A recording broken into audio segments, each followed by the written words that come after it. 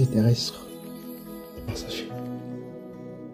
L'actualité récente nous pousse à réfléchir profondément sur la fragilité et la vanité de la vie. Les feux qui ont ravagé Los Angeles, détruisant, n'est-ce pas, des maisons, des entreprises et même des vies.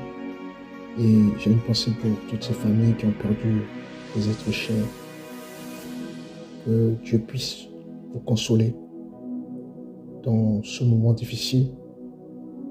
Et donc, ces événements récents nous rappellent une vérité fondamentale, n'est-ce pas, de la parole de Dieu, qui est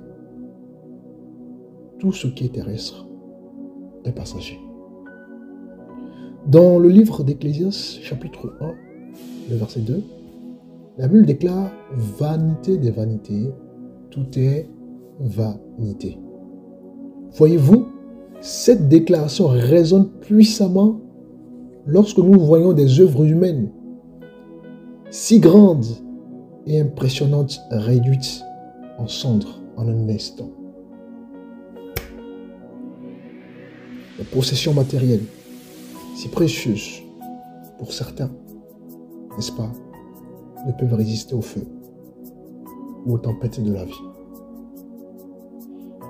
Et donc, ces catastrophes naturelles et les temps difficiles que nous traversons nous invitent, chers amis, à réorienter nos priorités. Jésus nous enseigne d'ailleurs dans le livre de Matthieu chapitre 6, à partir du verset 19, la Bible déclare ceci: « Ne vous amassez pas des trésors sur la terre, où la teigne et la ruine détruisent, et où les voleurs percent et dérobent, mais amassez-vous des trésors dans le ciel, où ni la teigne, ni la ruine ne détruisent, et où les voleurs ne percent ni ne dérobent. Car là où est ton trésor, là aussi sera, n'est-ce pas, ton cœur. » Et donc, ces paroles nous rappellent que la vraie sécurité, la vraie richesse se trouve en Christ, se trouve en Jésus, se trouve dans une relation avec son Créateur et dans la vie éternelle. Et Dieu nous promet cette vie éternelle. Il promet cela à ceux qui lui font confiance, à ceux et celles qui le cherchent. Ce monde, avec ses possessions et ses gloires, vous devez le savoir, est éphémère. Et la communion avec Dieu est éternelle.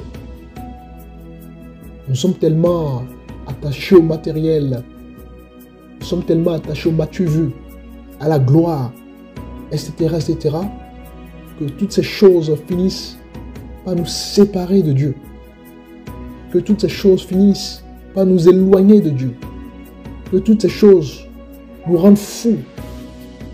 Et à force de courir, au final, ça finit par détruire notre état de santé. L'argent qu'on gagne, aussitôt, on le dépense. Et c'est fini. Tout ce qu'on possède, on peut le perdre du jour au lendemain. Alors, il y a 3 leçons à retenir.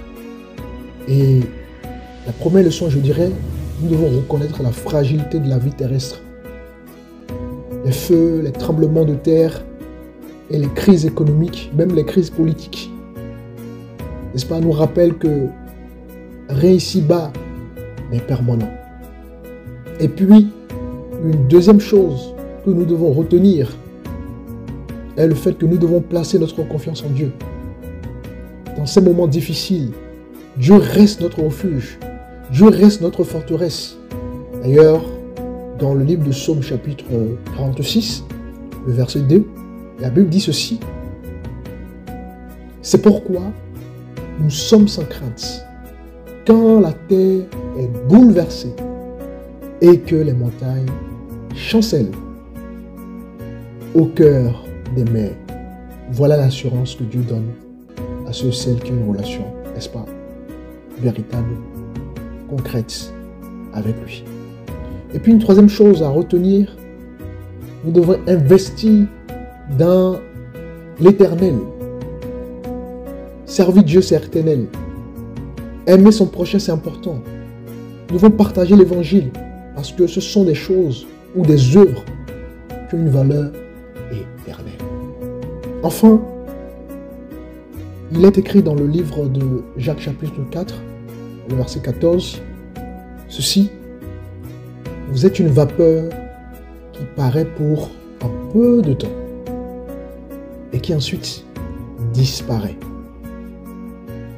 Mes chers amis, chers auditeurs, auditrices, que cette vérité nous pousse à vivre, n'est-ce pas, chaque jour dans l'humilité, dans la foi, dans l'espérance, en préparant nos cœurs pour l'éternité.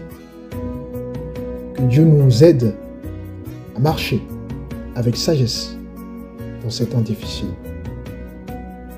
Que Dieu nous aide à proclamer son amour, sa vérité, dans un monde en feu. Soyez bénis.